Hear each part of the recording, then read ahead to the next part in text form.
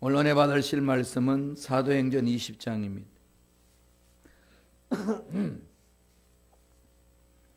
사도행전 20장 17절에서 24절까지입니다. 사도행전 20장 17절에서 24절까지의 말씀, 다 같이 우리 한 목소리로 합독하시겠습니다. 바울이 밀레도에서 사람을 에베소로 보내어 교회 장로들을 청하니 오매 그들에게 말하되 아시아에 들어온 첫날부터 지금까지 내가 항상 여러분 가운데서 어떻게 행하였는지를 여러분도 아는 바 곧 모든 겸손과 눈물이며 유대인의 관계로 말미암아 당한 시험을 참고 주를 섬긴 것과 유익한 것은 무엇이든지 공중 앞에서나 각 집에서나 거리낌이 없이 여러분에게 전하여 가르치고 유대인과 헬라인들에게 하나님께 대한 회개와 우리 주 예수 그리스도께 대한 믿음을 증언한 것이라. 보라, 이제 나는 성령에 매여 예루살렘으로 가는데 거기서 무슨 일을 당할는지 알지 못하노라. 오직 성령이 각 성에서 내게 증언하여 결박과 환난이 나를 기다린다 하시나 내가 달려갈 길과 주 예수께 받은 사명 곧 하나님의 은혜의 복음을 증언하는 일을 마치려 하면은 나의 생명조차 조금도 귀한 것으로 여기지 아니하노라. 아멘. 이 말씀으로 성령에 매여 사는 자, 성령에 매여 사는 자라는 제목으로 은혜 말씀을 나누겠습니다. 바울은 20대에 완전히 유대교에 심취되어 있었습니다. 그 당시 최고의 스승이었던 유대교에 가말리엘이라는 스승이 있었는데 그분의 문화승입니다. 그분의 사상과 그분의 가르침을 받아서 최고의 학자로 섭니다. 유대교에 대한 모든 것들을 헌신했기 때문에 유대인들이 예수 그리스도를 믿기만 하면은 잡아서 감옥에 넣고 또 처형도 했습니다. 이유가 뭘까요? 우리가 하나님으로부터 받은 10계명이 1, 2, 3계명이 하나님에 대한 겁니다. 나 외에는 다른 신 없다. 우상 숭배하지 마라. 내 이름을 망령되이 걸지 말라. 이 세 가지. 그래서 이름조차도 함부로 못 불렀습니다. 야훼 것을 함부로 부르지 못하니까 아도나이 나의 주로 바꿔서 불렀어요. 그래서 그 이름을 나중에는 잊어버렸습니다. 그러니까 구전되어 오는 거니까 문자는 써 있는데 어떻게 읽는지를 몰랐어요. 그래서 여호와 이렇게 불렀는데 학자들이 다시 연구해 보니까 여호와가 아니라 야훼다. 야훼. 이게 구전되어 오는 언어들에 대한 문제점들이지 않겠습니까? 그래서 우리는 성경에 이제 야훼 이렇게 합니다. 뭐 요새는 여호와, 야훼 같이 합니다만은 원래 이름은 아버지 이름은 야훼다. 아버지 이름을 정확히 불러야 되지 않느냐 해서 야훼 그렇게 이야기를 합니다. 그런데 그 야훼를 부를 때에 너무나도 존귀하게 여겼기 때문에 망령되 일컫다는 것은 있을 수도 없는 것이고 우상을 숭배는 할 수도 없습니다. 그런데 그리스도인들이 예수 믿는 사람들이 주는 다시 말씀드립니다. 예수님은 그리스도이십니다. 이걸 고백합니다. 그렇게 되면 무슨 일이 일어날까요? 그리스도, 머사야, 메시아 그러지 않습니까? 그 말은 뭐죠? 구세주, 그 다음에 하나님. 머사야라는 말은 하나님이거든요. 인간 팔레스타인에 살 때 인간 예수에 대해서 하나님이라고 부릅니다. 그러면은 유대교에 심취됐던 바울이 볼 때는 뭐라고 그러겠어요? 1계명, 2계명, 3계명 다 그냥 어기는 거죠.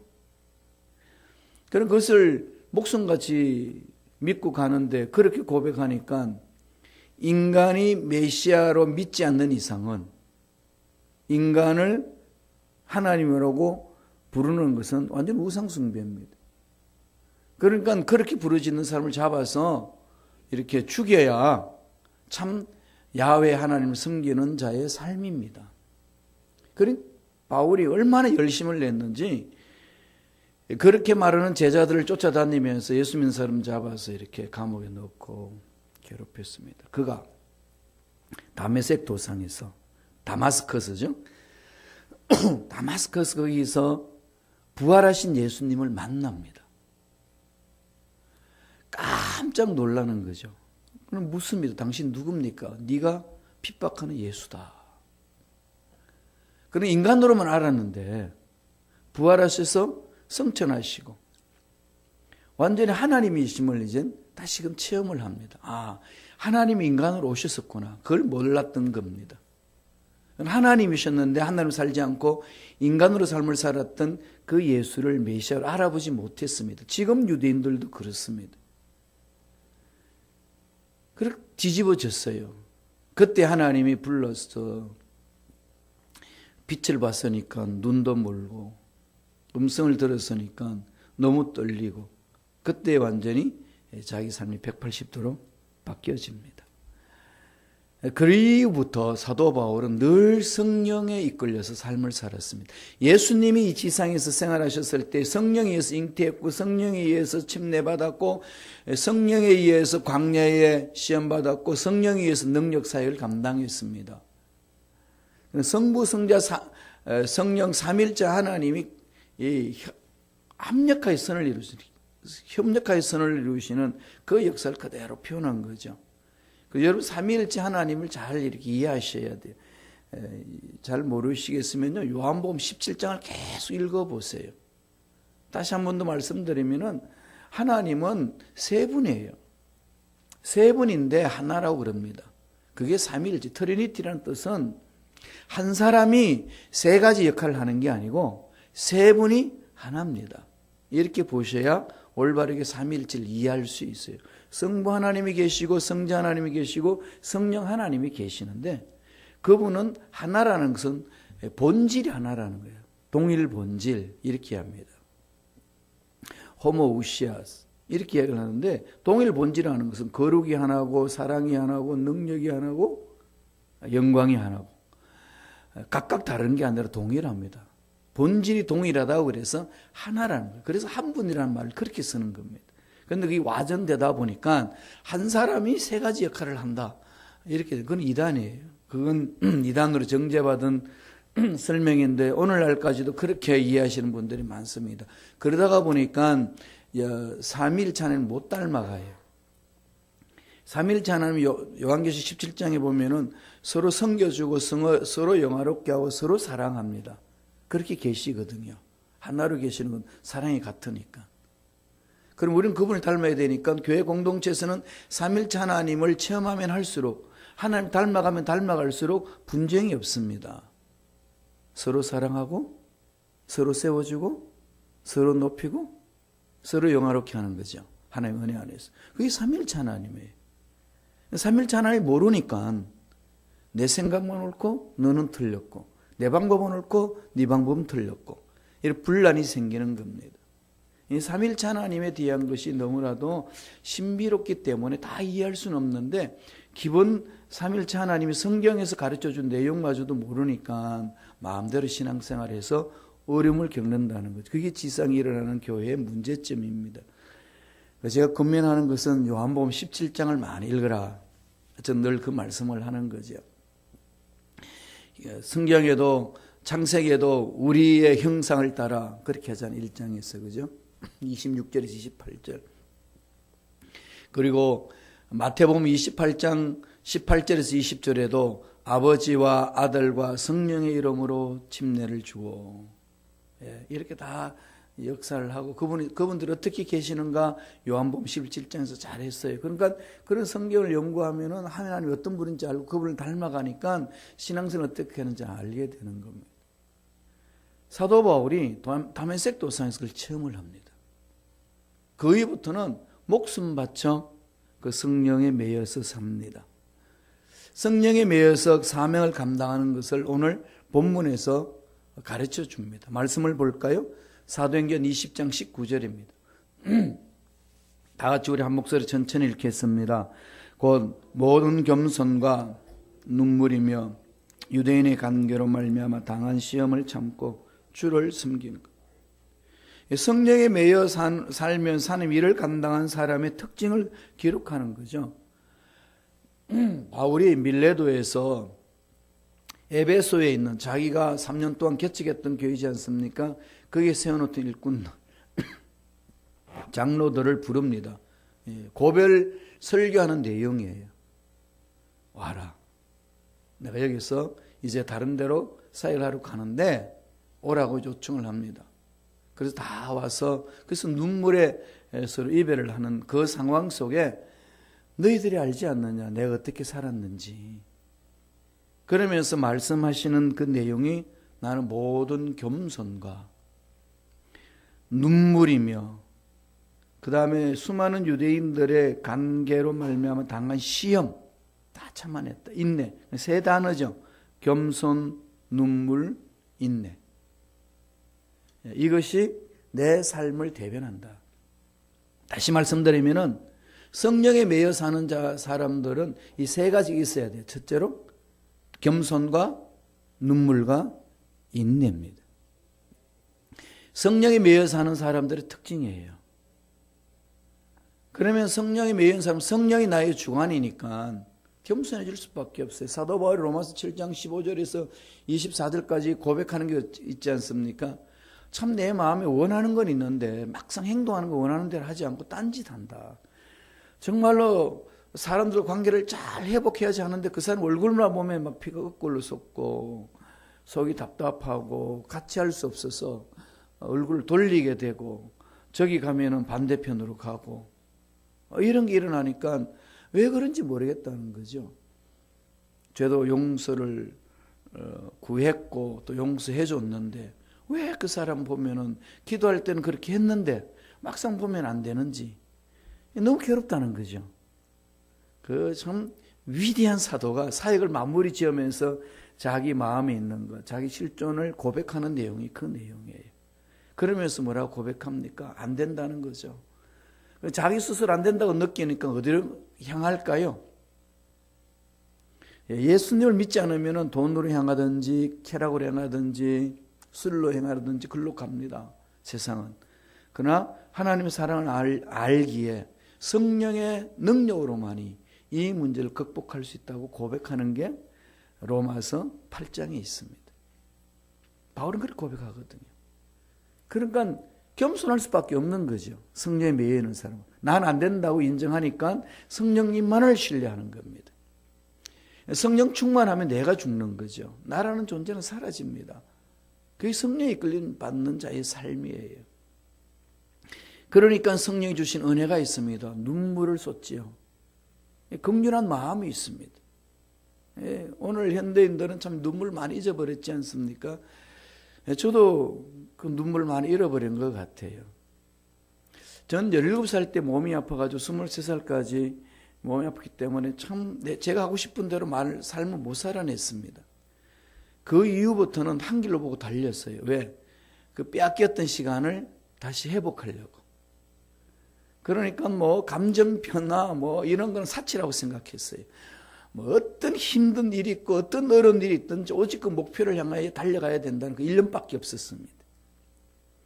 그러니까 바늘로 찔러도 피 한 방울 나오지 않을 만큼 그냥 독하게 마음 먹고 달려간 거죠. 목표는 이루는데 꿈은 이루어 나가는데 뭐가 사라지는 거 그러니까 눈물이 사라지더라고요. 사람이 정이 없어지고 사람이 마음이 메말라지고 이성적으로 다 가는 거죠. 그런 부분을 갑니다. 그런데다 독일에서 공부하니까 독일은 더 이성문화잖아요. 그러니까 뭐 감정은 요동하지 않아도 머리로만 계산만 딱 되고 머리로만 이해만 되면 뭐 다 듣고 넘어갈 수가 있을 만큼의 그렇게 형성이 되어 버렸습니다. 그런데 성령이 강하게 임하면요, 이 마음이 살아납니다. 눈물이 있어요. 그리고 어떤 어려움도 이겨내는 힘을 갖습니다. 어려움을 어려움으로 보지 않는 거죠. 성령의 이끌림 받으니까 그걸 견뎌냅니다. 사도들도 그랬어요. 처음에는 두려웠어요. 복음서의 사도들은 다 겁쟁이들이지 않습니까? 말만 뻥뻥 터뜨렸지 행동은 전혀 움직이지 못했던 그들이 성령 체험하고 나니까 180도로 바뀌어지는 것이 사도행전의 역사입니다. 차이는 거기 있어요. 그렇게 훌륭한 스승 예수님한테 훈련받았는데도 불구하고 행동 못해 나가는데 성령 체험하고 나는 다양합니다. 사도행전 5장 41절 우리가 봤습니다만 한번 보고 넘어갈까요? 5장 41절 보세요. 사도들은 그 이름을 위하여, 예수 이름을 위하여 능력 받는 일에 합당한 자로 여기심을 기뻐하면서 공회의 앞을 떠나니라. 사도들은 예수 이름을 인하여서 능력 받는 일. 젊은 애들 이 말을 했더니 젊은 애들 바꿔서 그러더라고요. 목사님, 전 예수님 때문에 쪽팔려도요, 이런 얘기를. 일명 쪽팔린다는 소리를 하지 않아요. 그냥 그런 일이 있어도 합당한 자로 여깁니다. 까짓 그게 뭔다고. 이게 성령의 은혜에 임하면은 그렇습니다.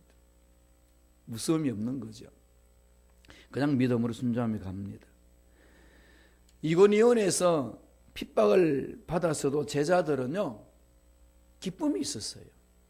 문제는 엄청나게 자기들 앞에 있었고 시달렸는데 문제 앞에 기쁨이 있었다고 고백합니다. 사도행전 13장 50절 52절이에요. 거기 보면은 이에 유대인들과 경건한 기부인들과 그 신의 유력자들을 선동하여 바울과 바나바를 박해하게 하여 그 지역에서 쫓겨내니 두 사람이 그들을 향하여 발에 티끌을 떨어버리고 이고니온으로 가거늘 제자들은 기쁨과 성령이 충만하니라. 이게 성령 충만한 사람의 마음이에요. 그래서 기뻐할 수 있어요. 사도 바울은 항상 기뻐하라, 쉬지 말고 기도하라, 범사에 감사하라. 빌립보 교인들에게 해서 끊임없이 외치는 소리지 않습니다. 기뻐하라. 내가 다시 말하노니 기뻐하라. 이 기쁨이 어디서 나옵니까? 기뻐하라 그러면은 여러분 뭐 좋은 일이 있어야 기뻐하지. 이거부터 먼저 머릿속에 들어오지 않나요? 그걸로는 안 된다는 거죠. 성령의 기름 부심이 있는 자는 환경이 문제가 아니라고 말씀하고 있습니다. 기쁨과 성령이 충만하니라. 성령이 매여 있는 자의 삶이에요. 그래서 예수 믿는 사람은 싱글벙글하는 거죠. 뭐가 좋게 그렇게 싱글벙글한지 나도 몰라. 성령이 그를 감쌉니다. 사도행전 20장 20절 21절 우리 다 같이 한번 읽어보겠습니다. 다 같이 읽습니다. 유익한 것은 무엇이든지 공중 앞에서나 각 집에서나 거리낌 없이 여러분에게 전하여 가르치고 유대인과 헬라인들에게 하나님께 대한 회개와 우리 주 예수 그리스도께 대한 믿음을 정하는 것. 바울이 밀레도에서 에베소에 있는 장로를 불러가지고 고별 설교하면서 한 내용이에요. 처음에는 마음에 기쁨도 있었고 인내도 있었고 눈물도 있었다. 하나님이 주신 은혜다. 이걸 쭉 설명하고 나서 또 한 번 더 강조해 주는 내용이 유익한 것은 뭐가 하나님께 영광 돌리는데 유익한 것은 무엇이든지 공중 앞에서나 각 집에서나 거리낌 없이 여러분에게 전하고 가르쳤다. 성령에 매여 사는 자의 삶이죠. 두 번째 주시는 말씀입니다. 담대한 가르침이 있었습니다. 담대한 거죠. 옳다고 생각하는 것은 사람들이 눈치 보지 않고 선포하는 겁니다. 이게 오늘날 우리 주의 종들이 많이 마음을 이렇게 다져야 될 부분이고 저와 여러분들도 세상 나가서 그렇게 선포해야 될 내용들입니다. 성령 충만하면 한마디로 담대함이 생깁니다. 말씀에 대해서 담대하게 믿게 되고 담대하게 전할 수가 있습니다. 바울 전에 베드로가 예수님 앞에 훈련받을 때에 너희들은 나를 떠나야 된다고 그러니까 너무 섭섭해가지고 주님 여기 있는 제자를 다 떠나도 저는 안 떠납니다. 그런 섭섭한 소리 하지 마세요. 내 목숨 바쳐서 주님 뒤를 따라가겠고 제가 주님을 지키겠습니다. 그런 거 약한 소리 하지 마세요. 그렇게 장담했던 베드로가 가야바뜰에서 그 하인이 묻는 말에 두려워합니다. 저기 이제 시몬 받고 있는 예수와 너 같은 사람 아니냐 했더니 무슨 소리냐? 난 모른다. 내가 봤는데 네가 잘못 봤다. 아니야, 내가 확실해. 그랬더니 그때 담대히 외칩니다. 내가 저주하면서 저 인간 내 저주하면서 난 모른다라고 말할 수 있다까지 했습니다. 그랬던 베드로 급제이지 않습니까?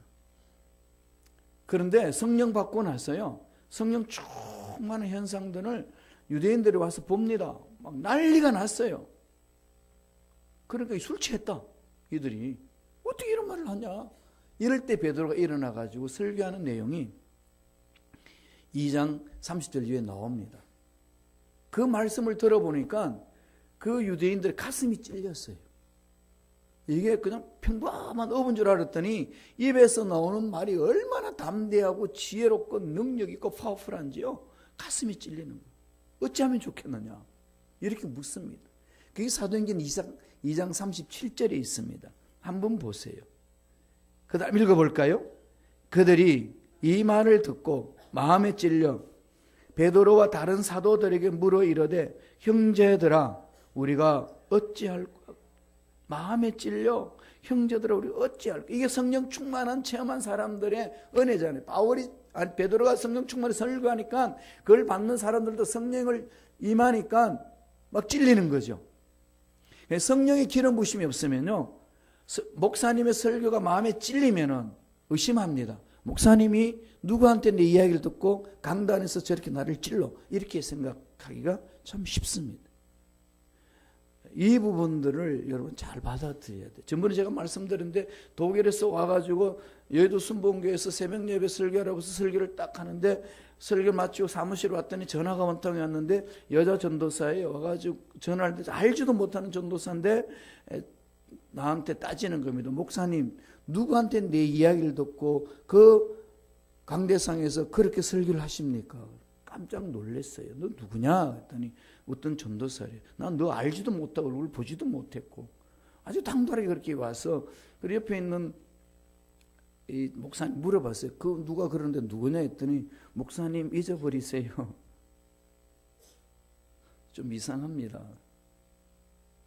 성령에 사로잡히지 않으면요, 전도사든 교역자든 직분자든 상관하지 아니하고 찔리는 마음에 성령으로 이끌 돌아보지 아니하고 사람 말로 들어버립니다. 이 문제 있는. 그러나 성령 기름 부으시는 거 어떻게 하죠? 마음에 찔리니까 묻지 않습니까? 형제들아 우리가 어찌할꼬? 그때 2장 38절에 뭐라고 그럽니까? 베드로가 이르되 너희가 회개하여 각각 예수 그리스도 이름으로 침례를 받고 죄사함을 받으라. 그래야면 성령의 선물을 받으리니. 성령에 사로잡혀야 된다는 거죠. 성령의 강력한 역사 속에서 성령과의 교통하는 그 관계 속에서는 찔리는 그 마음에 성령의 음성에 귀를 기울입니다. 이게 신앙생활이라는 거죠. 주님은 언제나 우리와 동일하게 해 주십니다. 그걸 믿고 가는 거 아니겠습니까? 마지막으로 성령 충만하고 성령 매여 사는 사람은 어떤 모습일까요? 사도행전 20장 23절 24절에 나옵니다. 우리 천천히 묵상하면서 읽겠습니다. 사도행전 20장 23절 24절 다 같이 읽습니다.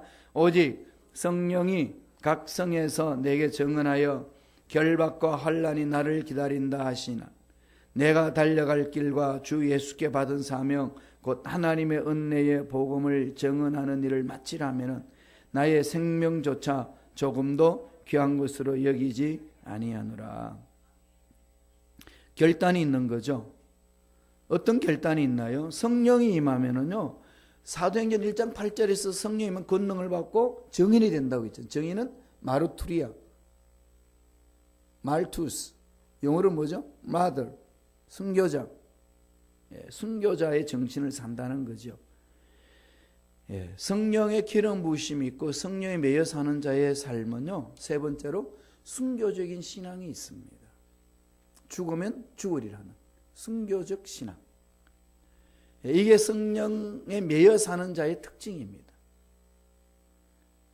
순교자의 신앙을 가져가야만이 이 세상이 험난한 어려운 삶에서 이겨낼 수 있습니다. 예수께 받은 사명을 마치려면은 나의 생명조차 조금도 귀한 것으로 여기지 아니하노라. 성령에 매여 사는 자의 결론입니다. 무슨 결론이죠? 그런 자의 신앙의 특징은 순교적 신앙입니다. 죽으면 죽으리라는 것. 그게 오늘 주는 세 번째의 메시지예요. 이게 사도행전 1장 8절에서 연결되는 그 주님이 말씀하셨던 그 말씀의 결론입니다. 바울이 그렇게 결단하지 않습니까? 나중에 베드로도 그렇게 이야기를 합니다. 순교적 신앙. 이 세 번째 주는 이 메시지는 가슴판에 깊이 새겨야 됩니다. 이게 있어야 교회 봉사하다가 나가 떨어지지 않고 시험 들지 않습니다. 주님을 따라갈 때도 이게 있어야 이겨낼 수 있습니다. 수많은 문제를 일어나요. 예수 믿는다고 문제 없나요? 똑같이 문제 있고 똑같이 아프고 어려움 당합니다. 그런 상황 속에서 만사 형통하리라는 이 말만 가슴판에 새기고 그것이 인간적인 생각으로 만사 형통을 생각할 때 그런 문제 앞에 다가왔으면요 시험 들어요. 나를 버린 것 같고 내 기도는 응답하지 않는 것 같고 하나님 살아 계시는지 안 계시는지 조차도 모르겠고 막 흔들려 버리는 거죠. 이 부분에 있어서 근본적으로 우리 마음에 새겨야 될 부분이에요. 순교적 신앙. 성령의 기름 부으심이 있으면 권능을 받고 권능은 예루살렘과 온 유대와 사마리아 땅끝까지 이르러 증인이 되리라. 그 증인은 그냥 예수를 전한다 이런 어떤 증인으로서 말하는 게 아니라 순교적인 신앙을 말합니다. 순교적 신앙. 순교적 신앙이 있으면 주를 위해서 헌신하고 나서 결과가 어떻든 그것 가지고 마음이 찢기지 않습니다. 사도 바울이 그러잖아요. 오직 주만을 위해서 살았어요. 제자들도 주만을 위해서 달려갔습니다. 다 순교당합니다. 이런 상황 속에 끝까지 나가는 삶이 세상적인 가치관으로 보기 시작한다면 그건 이해 못합니다. 그런데 이런 상황 속에서 우리가 담대할 수 있는 것은 성령의 기름 부으심이 있을 때만 가능한 거죠. 이론도 아니고 설득도 아니고 지식도 아닙니다. 온전히 성령의 기름 부음이 있을 때만이 가능하다는 거예요. 그 사도 바울이 20장 22절에 뭐라고 그럽니까? 다 같이 한번 읽어볼까요? 한 목소리 천천히 읽습니다. 보라, 이제 나는 성령에 매여 예루살렘으로 가는데 거기서 무슨 일을 당할지 알지. 성령에 매여 가는데 갈 길을 몰라도 성령 인도하는 대로 갑니다. 그 고백이잖아요.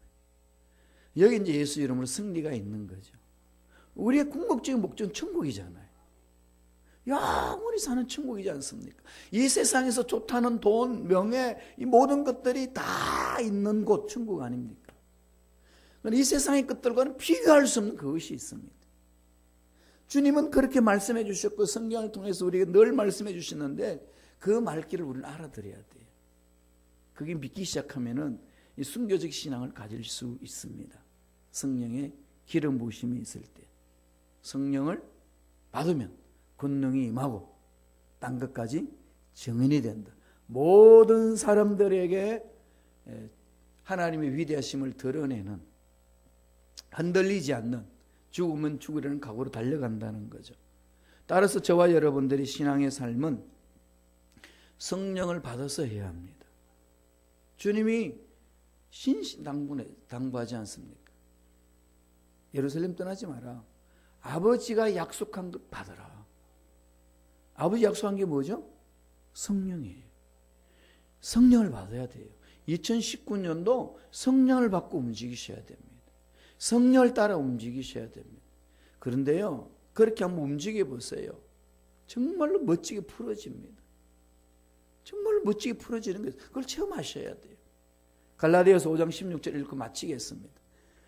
다 같이 한 목소리 읽습니다. 내가 이르노니 너희는 성령을 따라 행하라. 그리하면 육체의 욕심을 이루지 아니하리라. 육체의 욕심 때문에 갈등 느끼는 거 아니겠어요? 육체의 생각 때문에 갈등 느끼는 거 아니겠습니까? 육체에 대한 바라는 그 욕망이 있기 때문에 갈등도 있고 괴롭고 고통스러운 거 아니겠어요? 이걸 이길 수 있는 길은 세상 것들로 채워서는 안 된다는 거죠. 성령을 따라 행해야 된다. 성령에 의해서 살아야 된다. 성령과 함께 살아야 된다. 성령이 내 내면에 살아 움직여야 된다. 그 한마디로 말하면 성령 충만하라. 성령 충만을 사모하셔야 돼요. 그러한 은혜를 우리는 사모해야 되고 달려가면은 가지고 있는 문제들은 그 성령의 은혜 안에서 풀린다는 겁니다. 이해되지 않는 것들이 이해되기 시작하고 매 있는 것들이 풀리기 시작하고 앞길이 막힌 것들이 오히려 성령께서 멋지게 풀어주고 아니 어려운 상황이 있어도 두려워하지 않고 슬픔이 없고 기쁨과 감격이 있습니다. 이게 성령에 매여 사는 자들의 삶의 특징입니다. 이 은혜가 1년 내내 저와 여러분 삶에 넘쳐나길 간절히 축원합니다. 기도하겠습니다. 하나님 아버지 감사합니다. 힘들고 어려운 상황이 많이 일어나지만 그럴 때마다 성령이여 우리의 생각을 사로잡아 주시고 우리의 마음을 사로잡아 주시고 우리 삶을 사로잡아 주옵소서. 우리가 성령 충만하지 아니하고는 이 이민 생활에 하나님이 기뻐하시는 삶을 살아갈 수 없음을 고백합니다.